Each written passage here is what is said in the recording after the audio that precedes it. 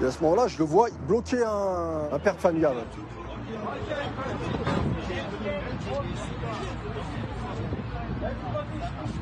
Alors il avait un petit couteau de cuisine et une broche là, incurvée en avant.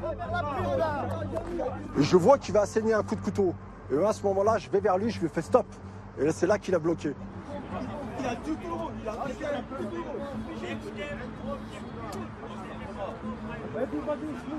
Et moi je me rapprochais de lui, je fais qu'est-ce que tu veux en anglais. Il disait je veux vendre mon Coran. Et je dis why. Et il me fait injection, injection, je pense que c'est ça. Et il montrait son bras.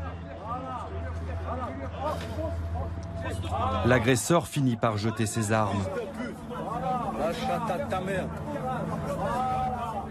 Il est maîtrisé par Abdelkader et deux de ses collègues. L'homme, un réfugié afghan de 33 ans, souffre de schizophrénie. Il est en proie à des délires mystiques. Il était dans quel état? Il était le visage, les yeux, comment? Sans expression. Au moment où il donnait ses coups, là, quand j'avais des trucs, comme si c'était rien de couper, de planter, comme si c'était rien. Comme s'il faisait pas de mal. C'est vraiment une attitude.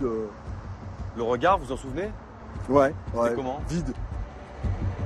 Interpellé, le suspect confiera aux enquêteurs avoir entendu des voix insulter Allah et lui ordonner de commettre une tuerie.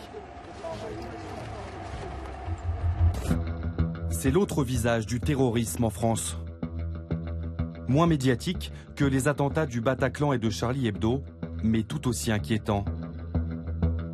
D'après notre enquête, depuis 2012, sur 44 attaques ou tentatives, la moitié ont été commises par des personnes ayant des antécédents psychiatriques. Des cerveaux fragiles, perméables à la propagande islamiste, capables de passer à l'acte en une fraction de seconde, comme à Marseille en août 2017. Selon les autorités, pas de doute, il a volontairement foncé sur les passants. Ou à Romans-sur-Isère, en plein confinement, 2 morts et 5 blessés.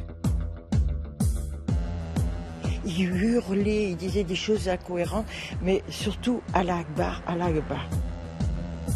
Que se passe-t-il dans la tête de ces fous d'Allah, parfois juste fous? Comment s'en protéger?